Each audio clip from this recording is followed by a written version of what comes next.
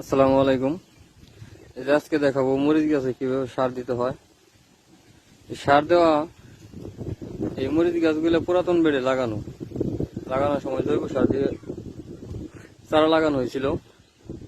এই যে এখন গাছে মরিচ চলে আসছে। এই যে মরিচের বাজার তো জানেনি, আমাদের এখানে 50 টাকা কেজি বিক্রি হইতেছে। আজকে মরিচ গাছে সার দিয়ে দিতেছি কিভাবে, এই যে যদি দেখাই,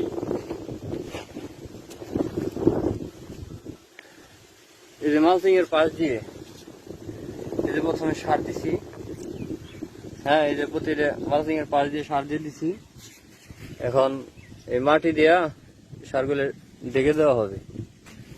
আর বৃষ্টিতে এই গোড়ার মাটি কিছু ক্ষয় হয়ে গেছিল, মাটি বৃষ্টি দিয়ে কেটে গেছিল। এখন এই যে কিছু জৈব সার সাথে কিছু রাসায়নিক সার মিশিয়ে দিছি। এই যে প্রতিটা গাছের ঘুরে দেওয়ার পরে এই যে এখন আবার এই যে এখান থেকে যে মাটিগুলো দেবো, ওই মাটি দিয়ে ওইখান থেকে নিয়ে কিছু মাটি নিয়ে যে এখানে গাছের গোড়ায় দিয়ে এই সারগুলো ঢেকে দেবো, জৈব সারগুলো। দেখাই, এই যে এদিকে যেমন এই যে মাটি দিয়া সার দিয়ে দিছিলাম। সার দেওয়ার পরে এই যে মাটি দিয়ে এই যে সারগুলো ঢেকে দিছি। এই যে ঢেকে দিছি। এখন এই যে এখান থেকে মাটি নিয়ে এই যে মাটি জোরে করে নিয়ে এই যে গাছের গুড়ে যে দিয়ে দিব। এই যে তাতে গাছের গুড়ে কি হবে, এই যেমন এই যে গাছের গুড়টা খালি আছে, জৈব সারগুলো দিছি। এই যে মাটি দিয়া এখন জৈব সারগুলো যেভাবে দেখে দিব। তো আপনারাও এভাবে মরিচ গাছে সার দিতে পারেন। এই সার দিতেছি। এখন এই সার দেওয়ার পরে যদি আজকে কালকে তো বৃষ্টি হওয়ার সম্ভাবনা আছে, বৃষ্টি না হলেও পরে সেচ দিয়ে দেবো। বৃষ্টির অপেক্ষায় থাকতে থাকতে আর থাকা যাইতেছে না, মানে বৃষ্টি হইতেছে এমন একটা অবস্থা। গতকালকে যে বৃষ্টি হয়েছে, আমার আর একটা জমিতে বৃষ্টি হয়েছে, কিন্তু এই জমিতে বৃষ্টি নেই। এমন একটা অবস্থা পরিস্থিতি। এই যে মরিচ গাছের পাতা যদি দেখাই, এই যে মরিচ গাছে এই যে পাতাগুলো দেখেন কেমন জানি একটা কুকড়া ভাব চলে আসছে। এটা এই যে এক আছে জমিতে রসের অভাব, আর হলো থ্রিপসের আক্রমণ হয়েছে।